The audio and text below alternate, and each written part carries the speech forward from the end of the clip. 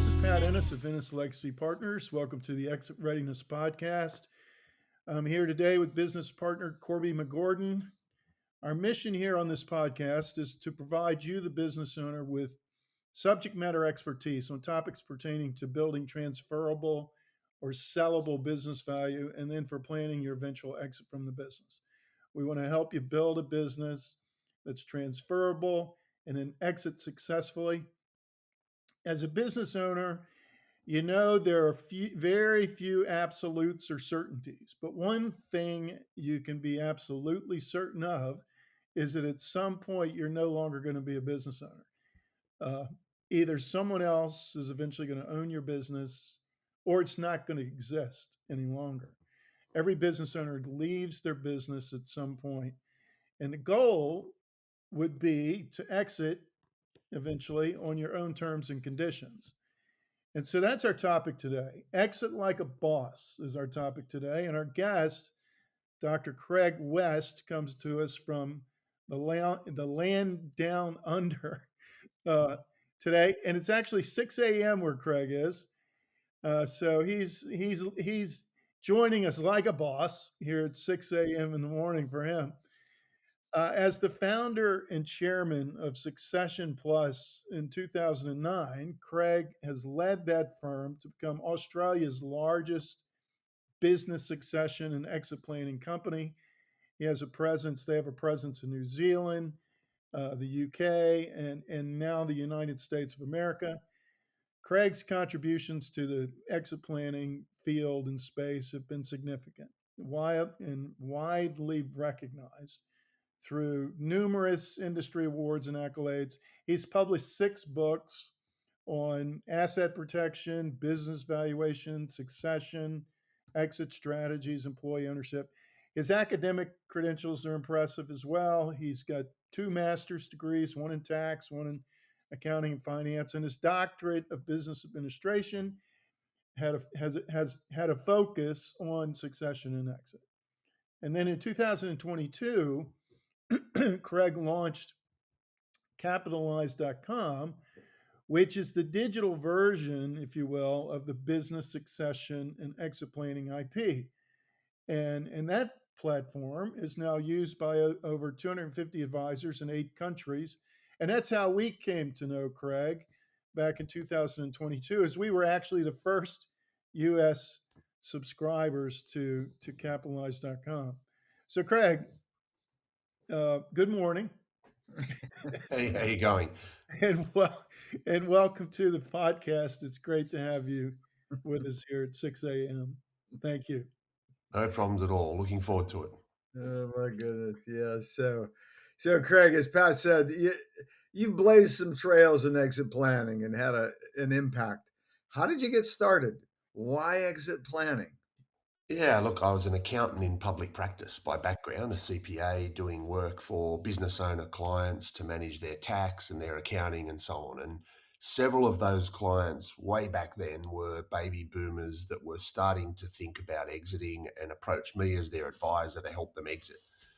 And so I looked around, I read, got online, did some research, and really found not a lot actually in terms of exit planning. This is 25 years ago, more than that actually. And so, there wasn't a methodology out there. There wasn't a process or a system, but I had these clients who had very good businesses who needed help in exiting. And, as Pat says, they're all going to exit. It's just a matter of whether they control it and manage it themselves or whether it happens to them.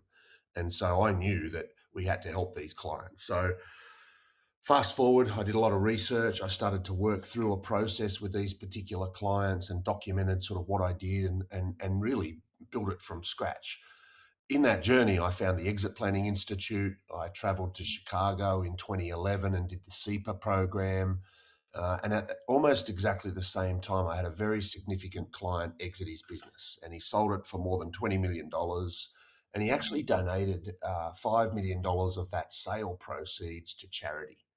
And he sent me a card saying thank you, and he sent me a copy of the receipt that he donated to charity. And the card simply said, without your help in exit planning, and he used the word exit planning, we wouldn't have been able to do this. You've changed my family, and hopefully you've changed a lot of other people through the charity. And I just straight away, that very day, decided I'm not going to do any more accounting work. I'm just going to do exit planning because it was really significant for me.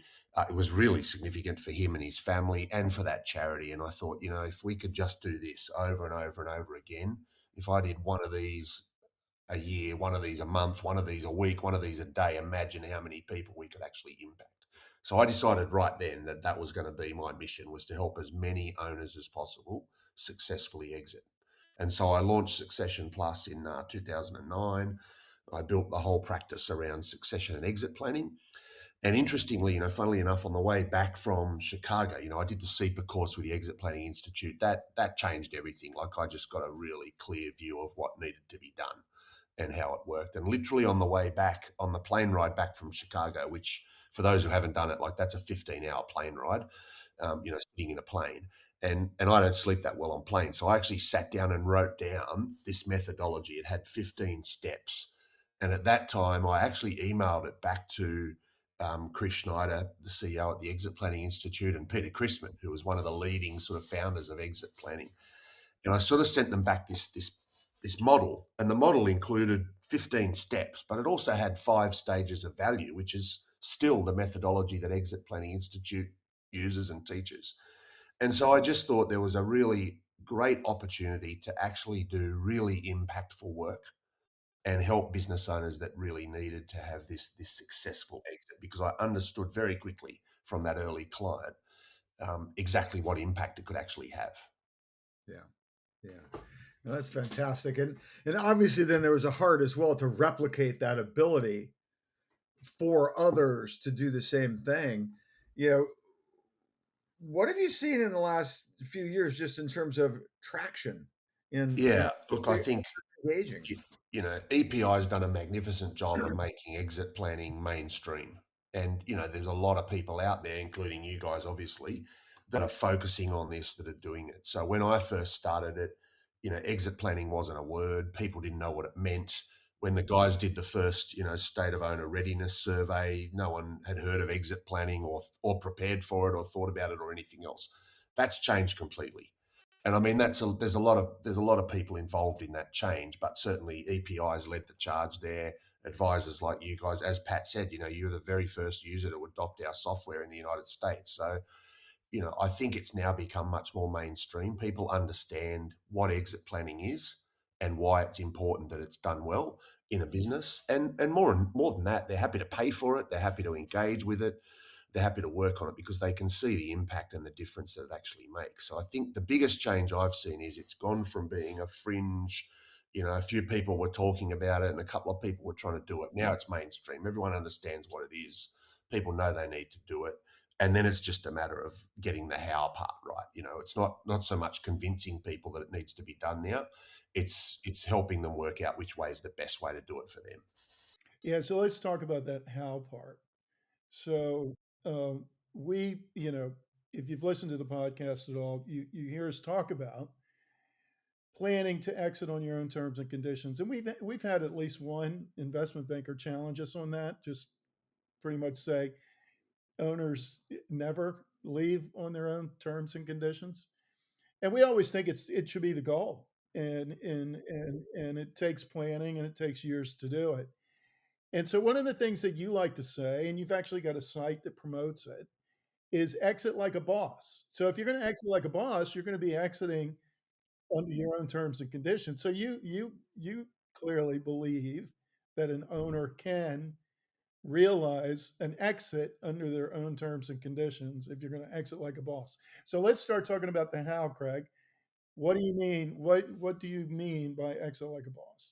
Yeah, and so firstly, absolutely, I believe an owner can exit on their own terms, in their own way, in their own timing, and exactly how they want to. And that whole exit like a boss is really about that. Making sure that you control the exit. It doesn't happen to you. You get the outcome you want. And I think the key things there are to understand, what are those key terms that people are looking at. And often it's not just the money. Often it is financial, but it needs to combine those sort of three. The EPI guys talk about the 3 legs of the stool, where you've got the business, the financials, and the personal goals all being aligned. And I think for me, that's a successful exit. If you can get those 3 things right at the same time, then you can exit like a boss. Now, sitting behind that is a whole process of things that need to be done. As you can imagine, these are complicated assets, family financials. If there's multiple shareholders or multiple families, all the financials that go with it can be quite complicated as well. And then you've got the personal and life goals of the individuals that are around, and they'll be different people at different ages and stages and different financial positions. So you've got to take all of that melting pot of inputs and somehow put it into a coordinated strategy. And that's what we call the exit plan, and there's a whole methodology that Exit Like a Boss basically follows. That original 15-step model that I designed coming out of Chicago in 2011 is still the methodology we use. It's now got 21 steps, but it's still got the 5 stages of value. And it really follows a logical pathway through to make sure that we know what's there, we know what needs to be done to prepare the owner, the finances, and the business for a successful exit. And ultimately, following that 21-step process will take the owner through everything that needs to be done to allow them to literally exit like a boss at the end. Mm-hmm, mm-hmm. Yeah. Hey, Craig, you mentioned in passing this idea of that they receive the outcomes they want, and obviously we found that at times the want maybe needs to be adjusted over time. Yep. Does how's your process actually help an owner get more clarity on the realism of their desires and kind of Yeah. get comfortable with that? So the first stage of our process is called identify value, and it's only got 3 steps. The first step is actually goals and outcomes, and I actually go back to that step every time. When I train advisors to use our platform or to do the work we do here in Australia, I'm actually telling them constantly go back to step 1. Remind the client of their goals and outcomes. And you're right, they may change, Corby. They may partway through something happens in the family or something else and things change, and that's okay. That's life. But just constantly refreshing them and reminding them about their goals and outcomes. And as I said, it's not always, it's financial, it's personal, it's business. What does that actually look like? And just making sure, I often ask clients, hey, I'm not sure about that decision you made last week. Is that actually getting you closer to your exit goal, or is it getting you further away from it? Because if it's getting further away from it, it's not what you should be doing. And just reminding them then of, what is that goal? What are we trying to achieve here? And that's a good reminder in terms of keeping the project on track, holding them accountable, sometimes discussing with them the fees that you've charged them. I've had one client say to me, hey, I've just done my accounts. We paid you guys $40,000 last year. I said, yeah, that's okay. What's your point? And he said, well, $40,000 is a lot of money. And I said, yeah, and your valuation's gone up by $1.4 million. Do you want to swap? And he just sort of stopped. And I think it's a really good reminder to go back to what are we actually trying to do here? You set the goal that you want to exit by the time you turn 65 in 2030 for $5 million.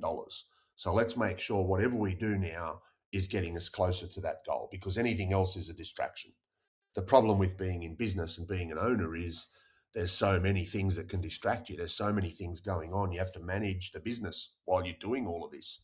And that's why a good exit planning advisor makes a big difference, because we're not trying to run the business. We're not trying to design a new sales strategy. We're focused on building the exit pathway and working with an owner to do that through that process.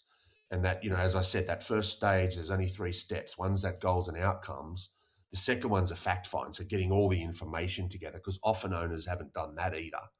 And then thirdly, the real piece is around that business insights report, which is it's a reality check really for the client to know and understand exactly what they've got. You can't take someone down a pathway towards an exit if you don't know where you're starting from. And most business owners, in my experience, don't know what their business is worth, don't know why it's worth that. Why is it worth 4 million, not 3? Or why is it worth 4, not 5? And what can they do about changing it? And that comes out of that first stage to really identify where we're at, what we're doing, and what goals we're trying to achieve. So it gives you both the starting point and the end point. And then it's the role of the advisor is to take you from one to the other.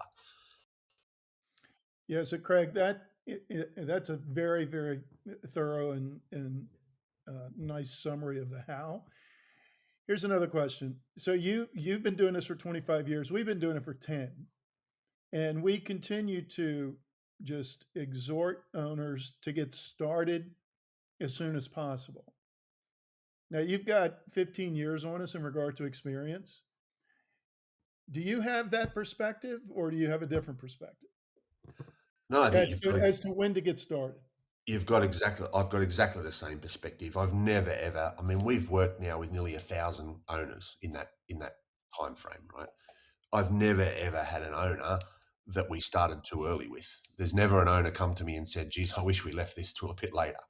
They've all said, "Geez, I wish I knew about this sooner." Like, "Gee, we could have done so much more if we'd started 5 years ago," or whatever, whatever the story is. And so there's no bad time to start. I think the best time to start is 5 years ago. The second best time to start is right now. If you haven't done it already, then there's no reason not to start.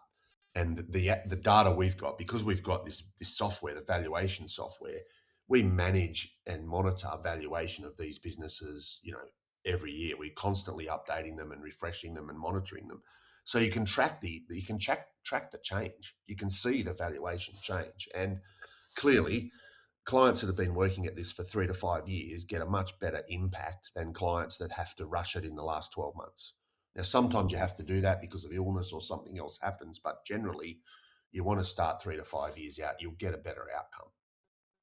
Okay. Hey, another question in regard to you starting 25 years ago, we started 10. You mentioned earlier, 25 years ago, no one knew what exit planning was. Well, I can't imagine, because 10 years ago, when we started, really no one knew what exit planning was.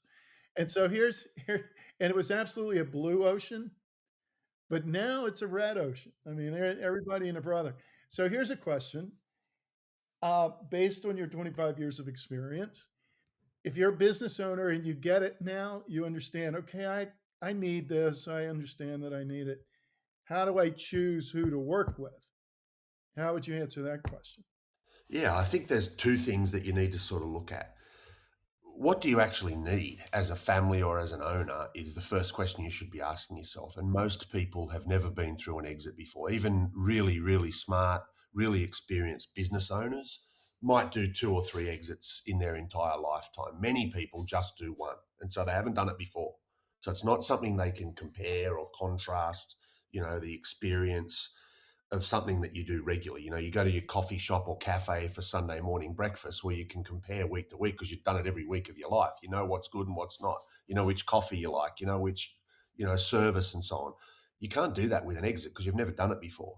So I think the first thing is to establish, who are the people that can help you that have got a proven track record, that have done it many times before, as many as possible, ideally. So they've seen everything. They know what's likely to happen. And then lastly, I think they have to have a proven methodology. I think there has to be a methodology and a toolkit and a system and process behind what they're doing that's proven. It's been used before with other clients.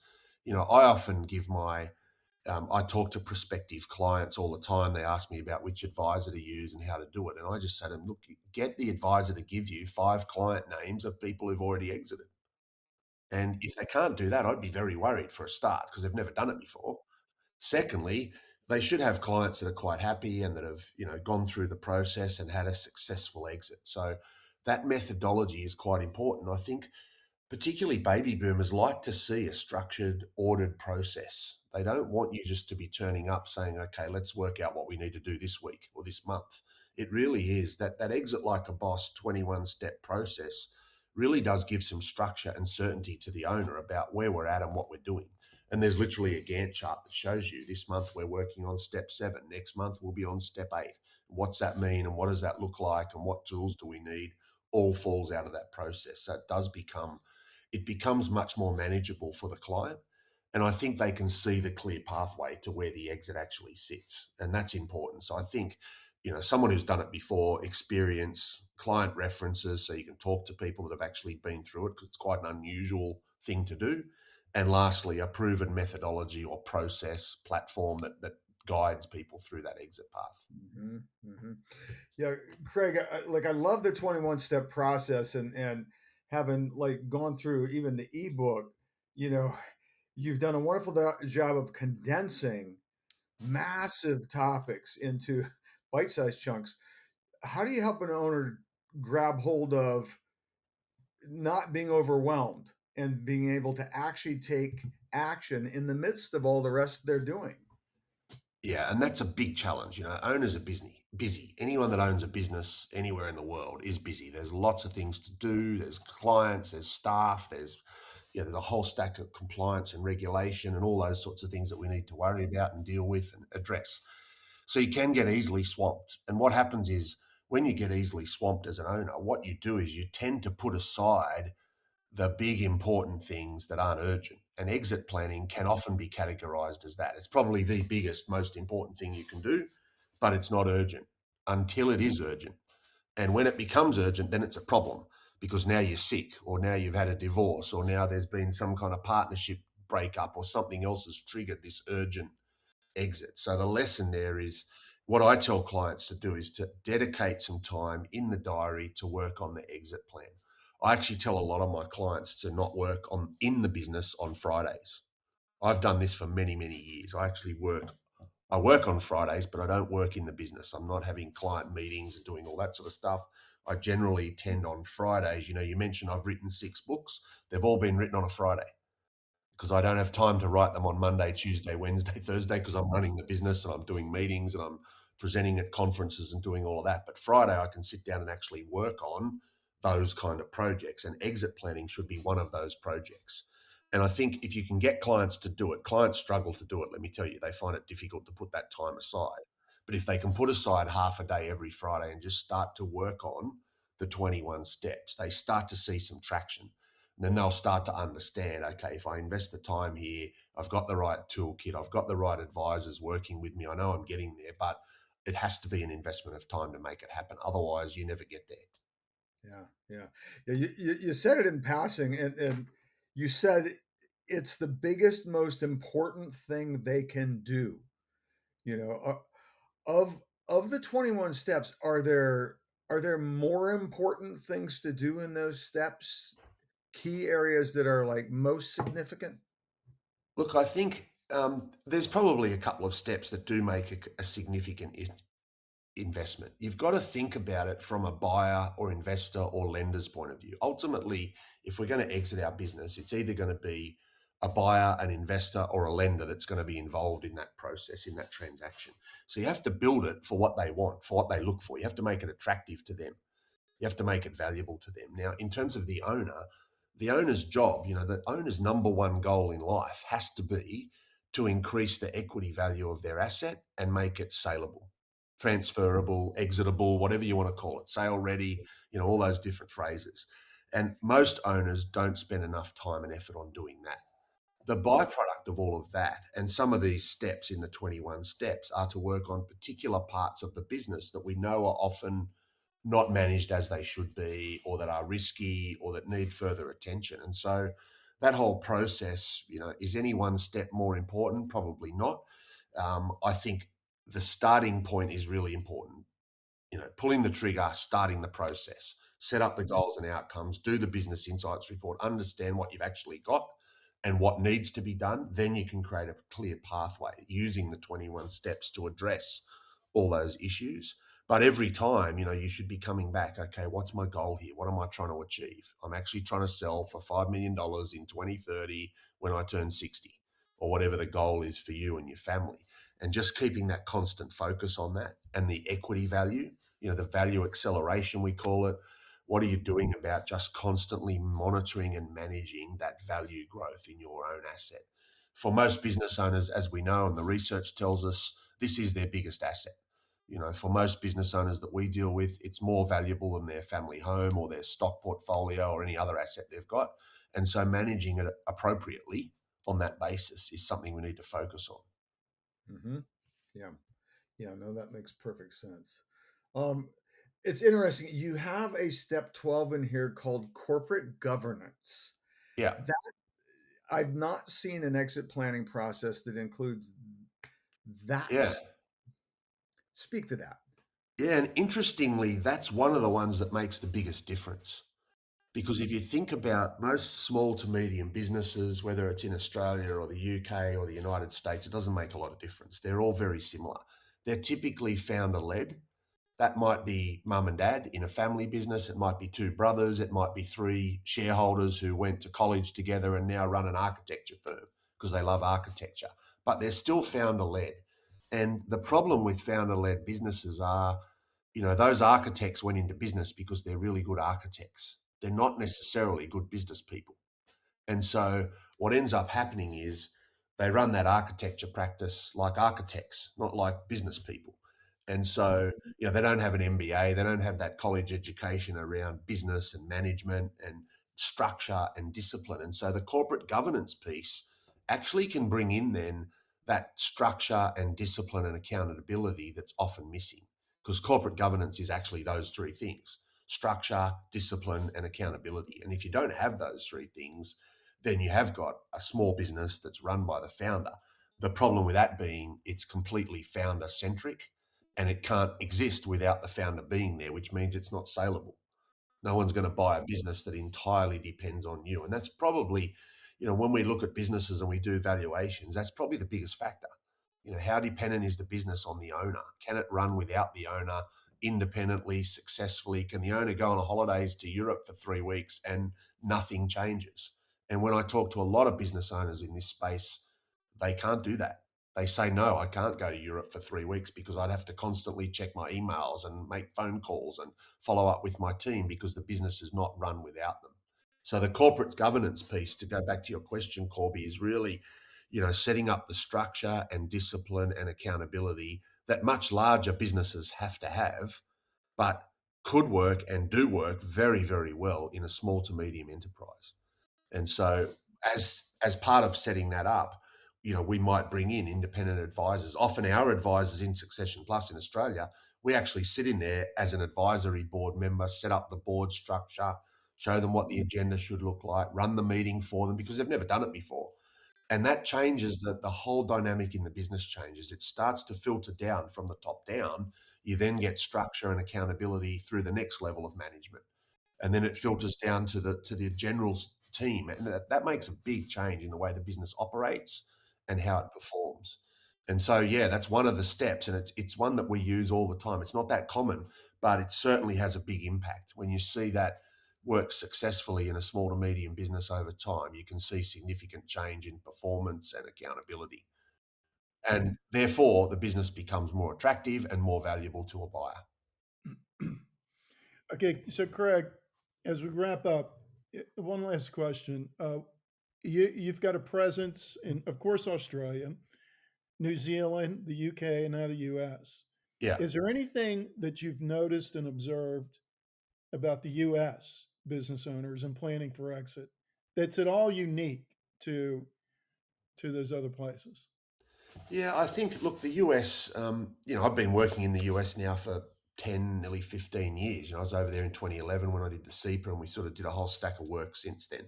It's now on the basis of a software platform that we launched into the US, mainly because I didn't really want to come to the US as a consulting firm. I wanted to come as a software firm because that gives you ultimate scale. As I said, my goal is to help as many people as possible. I think I can do that better in the US as a software provider than as a consultant, an advisor.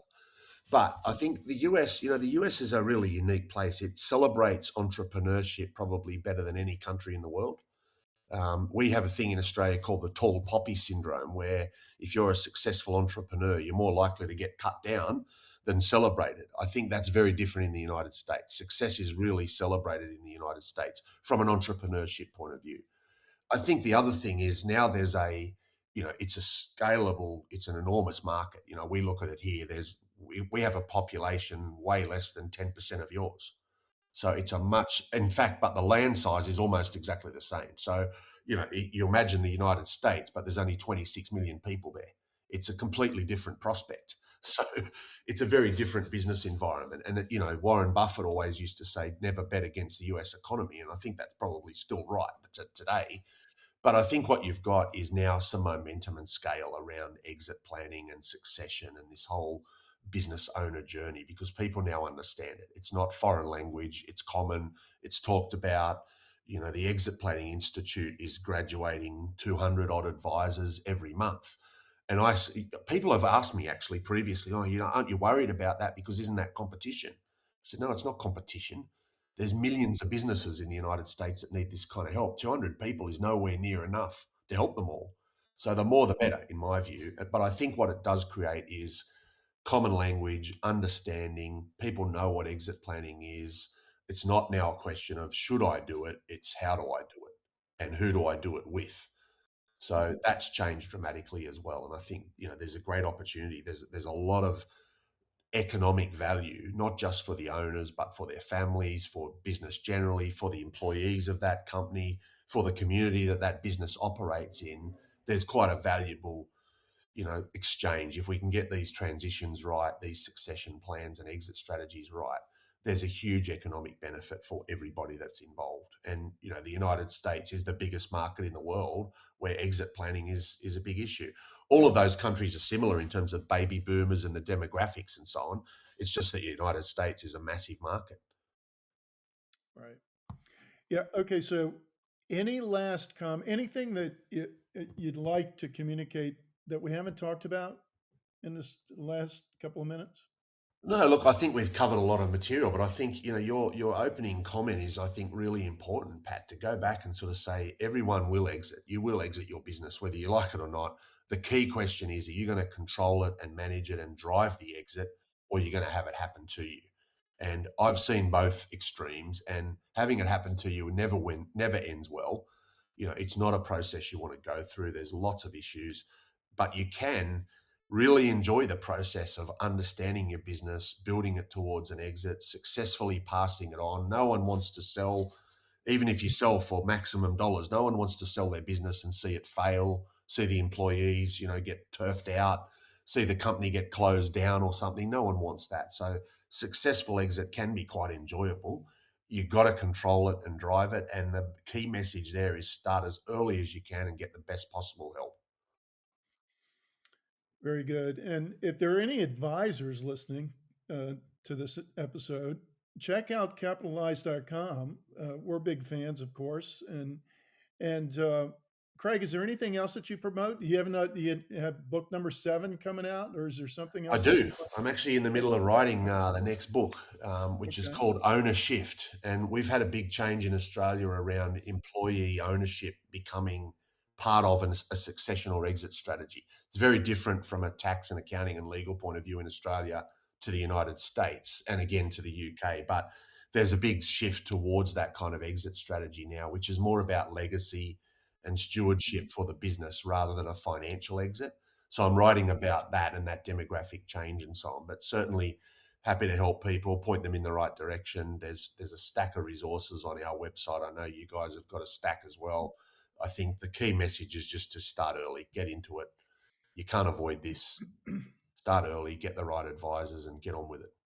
Fantastic. And if there's an advisor out there listening that would like to contact you and talk to you, you want to provide some contact information? Yeah, look, I do a lot of stuff on LinkedIn. Obviously, you'll find me on LinkedIn, but our website, capitalize.com, as you said, there's a stack of resources on there, reports, information, processes, etc. Download the ebooks. They're all free. I'm not trying to sell books or anything, so they're all on there. And obviously, very happy to have it. If I can help you in any way, reach out. I'm very happy to talk to people. Fantastic. Even at 6 a.m. Even at 6 a.m., no problem at all. All right. Well, hey, fantastic. Thanks again for joining us, Craig. We really appreciate it. And listeners, if you want help in doing all that we've talked about today and help maximizing the value of your business and planning for that eventual exit, contact us, please, at exitreadiness.com. Thank you for listening. If you've benefited from today's episode, please share it on social media and subscribe to this podcast. And until next time on the Exit Readiness Podcast, this is Pat Ennis and Corby McGordon signing off. Thank you.